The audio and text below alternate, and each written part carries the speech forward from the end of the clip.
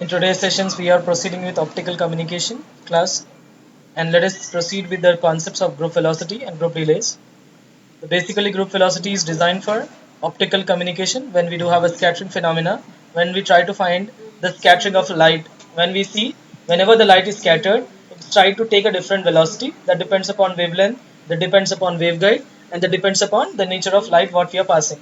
So based on these all three parameters, if you're designing any particular light, that can be analyzed by using the light intensity, right? So we just want to see the two concepts. One is the group velocity, another is about the group delays. So both depends upon what are the nature of light we are passing and how the light is going to conquer. What are the parameters the light is going to depends on that. So those parameters, if you want to consider, we are able to find out the nature of light when the light is depends upon the characteristics values such as impedance factor, such as absorption factor, such as scattering one, and the kind of bending losses and absorption losses, and the index, gradient index and step index. So based on that kind of index, based on the modes of it, your light is going to propagate. So when the light is going to propagate in the optical fiber, the optical communication analysis, it's going to produce a different nature. So it not give the complete 100% of information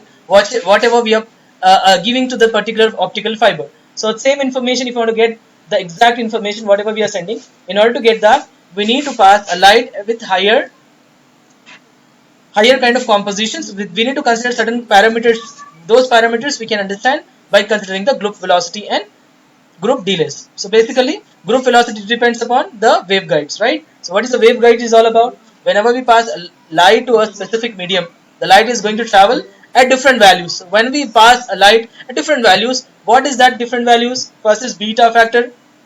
Second is the alpha p. Alpha p is nothing but attenuation in that step index and gradient index, that is alpha p. Already we have seen, right, the power factor of it, how do we get the initial power, and how we try to find that power nature of the elements. So all these parameters, if you want to consider by looking into its nature of it, so that is also considered by using